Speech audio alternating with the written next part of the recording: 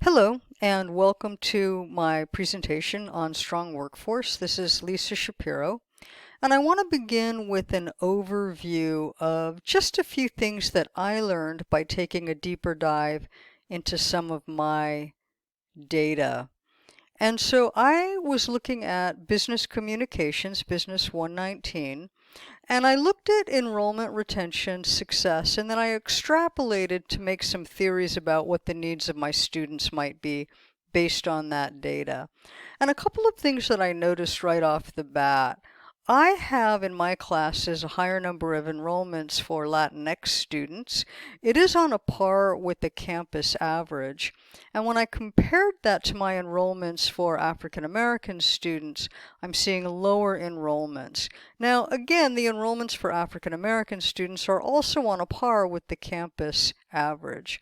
However, there's a difference in the success rates. And one of my theories is that as enrollment rates for students increase, so too do the rates of success.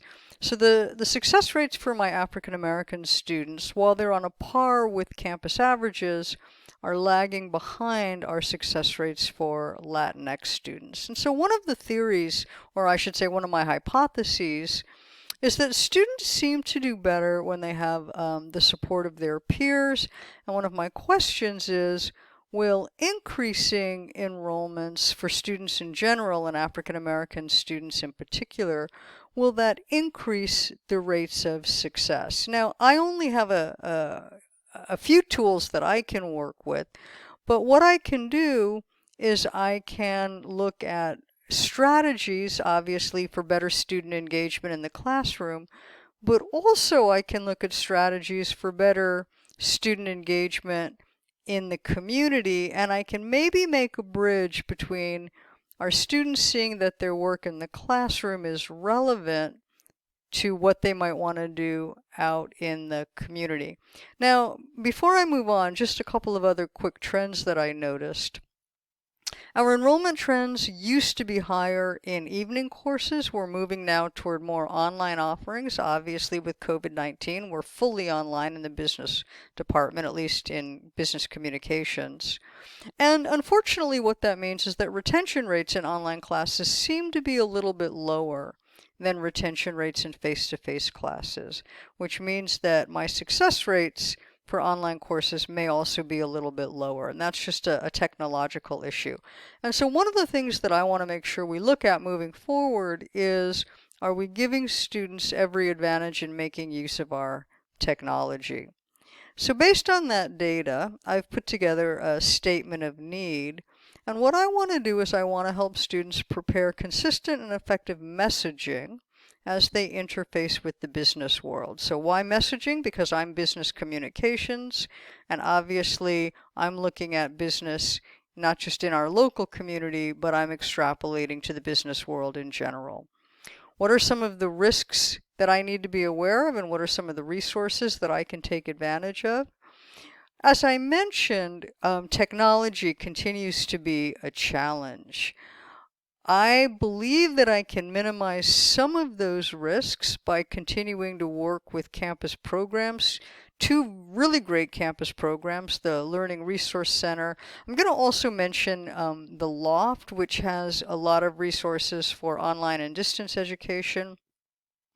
I've taken a number of certification courses. I've done some of the @ONE courses. So I'm continuing to make my online offerings as strong as I possibly can by using, I should say, not just campus resources, but our statewide and district resources as well. Also, in terms of making those bridges with the community, I want to take advantage of what's offered to us through our strong workforce programs. My action plan.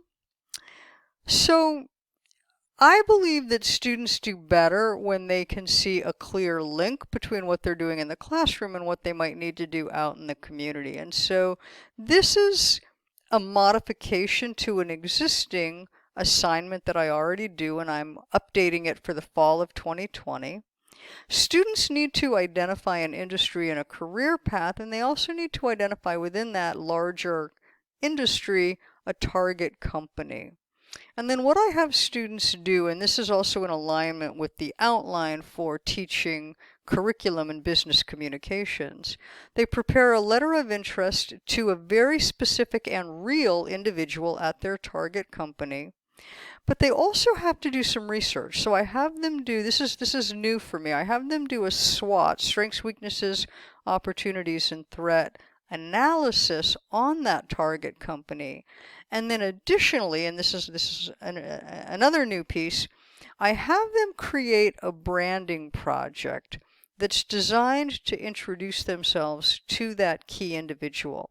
Now, I've done branding in business communications for several years now.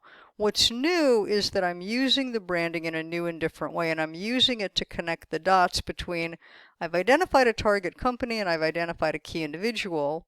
I've done my research on that company and I've identified weaknesses in that company or opportunities that that company can take advantage of. And now what I want to do is I want to create my branding so that it clearly identifies what I can do as a potential hire, my strengths, how can my strengths meet the needs of the weaknesses or the opportunities in that target company. So that's my action plan, that's the project that I'm implementing. Why do I think it's in alignment with what I've identified? One, it has everything to do with student engagement.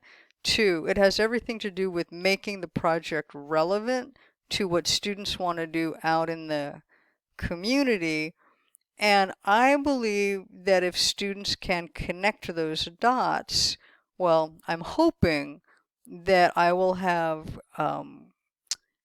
better engagement in the classroom and that will lead to better retention and success. Interestingly, my retention rates are good. It's the success piece that we want to boost, in particular, specifically for African American students. And so this piece of student engagement is what I'm hoping will sort of move the needle a little bit on that. And then how am I going to measure it? Obviously, we want to see grades improve. We want to see student retention and success. And then down the road, what we'd also like to see are students transitioning into the workforce, but in a meaningful way. I'd like to see students get placement in careers in industry and companies where they can have growth and continued success. That's my Strong Workforce project. Thanks for all of the great meetings, and I look forward to your feedback.